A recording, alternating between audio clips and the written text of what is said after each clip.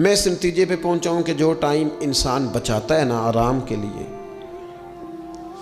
اس time میں بے پناہ سستی اسے گھیر لیتی ہے۔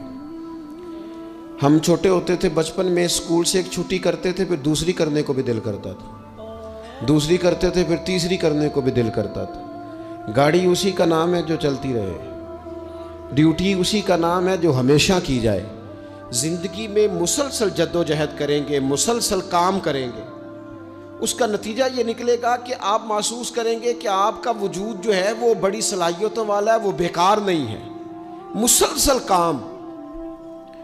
آپ انبیاء کرام علیہ السلام کی زندگی دیکھیں، صحابہ کی زندگیاں دیکھیں، اہل بیت کی دیکھیں، اولیاء اللہ کی دیکھیں، بزرگان دین کی دیکھیں، آپ دیکھیں کہ انہوں نے کام کتنا کتنا بڑا کیا ہے۔ ہم کبھی ان کو پڑھتے ہیں تو حیران ہو جاتے ہیں کہ یار اتنے مختصر وقت میں اتنا زیادہ کام تو ممکن ہی نہیں۔ اعلیٰ حضرت رحمۃ اللہ علیہ نے 1000 کتاب لکھ دی، امام بخاری نے پوری دنیا میں گھوم کر احادیث جمع کر کے ایک جگہ پہ اکٹھی کر دی، اور پھر اصول وضع کر دیے حدیث پاک کے کہ حدیث کس طرح قبول کی جائے گی، پھر اس میں فرق کر دیا کہ صحیح کون سی ہے، متواتر کون سی ہے، حسن کون سی ہے، ضعیف کون سی ہے، موضوع ہو تو پھر اس کے قاعدے کیا ہیں۔ اتنا کام بزرگوں نے کر دیا۔ جد و جہد تھی زندگی میں، مسلسل ڈیوٹی کرتے تھے۔ جب مسلسل کام کرتے ہیں نا، نبی پاک صلی اللہ تعالیٰ علیہ وسلم نے فرمایا جو آدمی محنت کرے، کوشش کرے اور شام کو تھک کے سو جائے، اللہ اس کے پچھلے گناہوں کو معاف فرما دے گا۔ تو چلتے رہیں، جد و جہد کریں، ہمت کریں، کوشش کریں۔ کبھی کبھی یوں ہوتا ہے کہ انسان سمجھتا ہے کہ میں نے کوشش تو کی تھی، لیکن یار یہ میرے کوشش کرنے سے کوئی نتیجہ نہیں نکلا۔ عارف رومی رحمۃ اللہ علیہ فرماتے ہیں کہ ایک شہر ایسا تھا جس میں ایک بیماری بار بار حملہ کرتی تھی، تو 3-4 پہاڑیاں ایک دوسرے کے اوپر تھیں، اکٹھے پہاڑ بنے ہوئے تھے، اس کے اوپر وہ جڑی بوٹی تھی جس سے اس بیماری کا علاج ہوتا تھا۔ تو کئی حکیموں نے بتایا کہ اگر وہ جڑی بوٹی حاصل کر لی جائے تو تمہارے شہر کے لوگ صحت یاب ہو سکتے ہیں، پر وہ 4 پہاڑیاں اوپر نیچے، اور پھر ڈھلان بڑی سیدھی تھی، جو پیر رکھتا پھسل جاتا، کوئی جرت ہی نہ کرتا اوپر جانے کی، لیکن لوگ بیمار تھے، تکلیف میں تھے۔ بالآخر ایک شخص نے ارادہ کیا کہ کب تک لوگوں کو بیماری سے سسکتے، تڑپتے، مرتے دیکھتا رہوں گا۔ اس نے کلاڑا اٹھایا، ہتھوڑا اٹھایا، پہاڑ کاٹنا شروع کیا کہ میں سیڑھیاں بناؤں گا اوپر جانے کے لیے۔ فرماتے ہیں کہ وہ پہاڑ کاٹ رہا تھا تو جو قریب آتے تھے نا، وہ اسے کہتے تھے پاگل ہو گیا تو اکیلا بندہ کیسے پہاڑ کاٹے گا، بیوقوف ہے، چھوڑ دے۔ اس نے کہا یار تم ساتھ نہیں چل سکتے تو حوصلہ شکنی تو نہ کرو، مجھے کچھ کرنے تو دو۔ سالوں لگ گئے، ایک پہاڑ کاٹ کے سیڑھیاں بنائی اس نے، پھر دوسرا پہاڑ شروع کیا، پھر سالوں لگ گئے، اور 2 پہاڑ کاٹے تھے، بڑھاپا آ گیا، بیمار ہو گیا، موت کا وقت آ گیا۔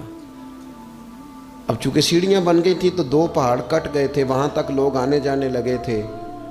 این اس وقت جب وہ دنیا سے جا رہا تھا، پھر بھی کچھ لوگ حوصلہ شکنی کر رہے تھے، اسے کہہ رہے تھے خدا کے بندے کیا نتیجہ نکلا۔ کچھ لوگوں کی ڈیوٹی ہوتی ہے اپوزیشن کا کردار ادا کرنا، وہ ہر موقع پر حوصلہ شکنی کرتے۔ اب اس پر آخری وقت آ گیا ہے، باوجود اس کے کچھ لوگوں نے جا کے کہا کیا نتیجہ نکلا جی،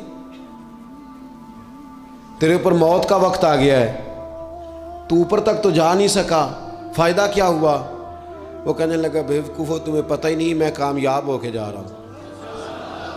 انہوں نے کہا کس طرح؟ کہنے لگا میں نے آدھا سفر آسان کر دیا ہے، اب جو میرے بعد آئے گا نا اسے صفر سے نہیں شروع کرنا پڑے گا، میں نے آدھا سفر اس کے لیے آسان کر دیا۔ وہ تیسرے پہاڑ سے شروع کرے گا، 2 کاٹے گا تو جڑی بوٹی تک پہنچ جائے گا، لوگوں کو شفا ہونے لگے گی اللہ کے فضل سے۔ ہم پتہ کیا کرتے ہیں، بالخصوص میرے وطن کا رواج یہ ہے کہ لوگ آدھا سفر بھی آسان کرنے کو تیار نہیں، وہ کہتے نہیں سارا ہی فلانا کرے گا۔ جتنے انبیاء دنیا میں آئے نا میرے دوستو، وہ سارے کامیاب گئے، لیکن کسی کے ساتھ 4 امتی، کسی کے ساتھ 10، کسی کے ساتھ 100، کسی کے ساتھ 200، لیکن نبی کامیاب گئے۔ کیوں؟ کہ اللہ تعالیٰ نے جو ان کے ذمے ڈیوٹی لگائی تھی وہ ڈیوٹی انہوں نے پوری ذمہ داری سے سر انجام دی ہے۔ اس ڈیوٹی میں انہوں نے کبھی کوئی کمی دکھائی تو اپنی زندگی میں جد و جہد کریں، کام کریں، بیٹھ کر صرف بات نہ کریں، تنقید نہ کریں، بیٹھ کر صرف منصوبہ بندی نہ کریں۔ اور میرے ملک میں بالخصوص یہ کام ہوتا ہے، تبصرے کرو، چینل کھولو، تنقید کرو، اندر کی خبر لے کے آؤ، کوئی کہانی سناؤ، کوئی نئی سٹوری بناؤ، لیکن کام نہ کرو۔ بڑی خوبصورت بات کی شاعر نے، اس نے کہا شکوائے ظلمت شب سے تو کہیں بہتر تھا، اپنے حصے کی کوئی شمع جلاتے جاتے۔ لوگ تعلیم نہیں حاصل کر رہے تو بھئی آپ ایک بچے کا خرچ اٹھا لیں، کسی غریب کا آپ اسے پڑھا دیں، ایک بندہ تو آپ کی وجہ سے تعلیم یافتہ ہو جائے۔ لوگوں کو کھانا نہیں مل رہا، بھوکوں مر گئے لوگ، حکومتیں کچھ نہیں کر رہی، آپ 10 بندوں کی ذمہ داری اٹھا لیں، آپ غریبوں کو دیکھ لیں، 10 لوگوں کے گھر میں آپ کھانا پہنچانا شروع کریں۔ اور یہ ہوتا رہا ہے، لوگ یہ کام کرتے رہے، یہ ڈیوٹیاں ہمارے بزرگوں نے سر انجام دی ہیں، 2 کر کے، 4 کر کے، 6 کر کے انہوں نے کام کیا ہے۔ اپنی ذمہ داری کا احساس کریں، مسلسل کام کریں، مسلسل جد و جہد کریں، مسلسل ڈیوٹی کریں۔ اور پھر میری تیسری گزارش آپ سے یہ ہے کہ جس طرح آپ اپنے اپنے گھر میں آپ کی ذمہ داریاں ہوتی ہیں، اور اگر آپ ذمہ داری ادا نہیں نہ کرتے تو احتجاج ہوتا ہے۔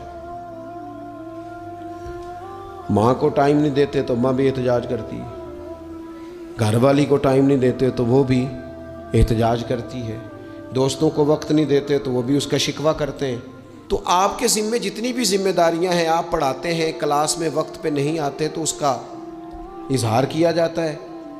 ہم نے اپنے اپنے ذمے جو ذمہ داریاں لی ہیں پوری کرتے ہیں۔ میں آج آپ کو یہ پیغام دینا چاہتا ہوں کہ ایک ایک ڈیوٹی دین کی بھی اپنے ذمے لیں، ایک ایک ڈیوٹی، ایک کام اپنے ذمے لے لیں۔ آپ اپنے اپنے علاقے کی مسجد میں جھاڑو دینے کی ڈیوٹی لے لیں، آپ یہ ذمہ داری لے لیں کہ مجھ سے کچھ نہیں ہو سکتا تو میں ہفتے کے بعد مسجد میں جاؤں گا اور قرآن مجید کو میں صاف کر کے، جھاڑ پونچھ کے، ترتیب کے ساتھ مرتب کروں گا۔ مجھے اگر ناظرہ قرآن مجید ٹھیک پڑھنا آتا ہے تو میں 10-11 بچوں کا روز سبق سنوں گا، آگے پڑھاؤں گا۔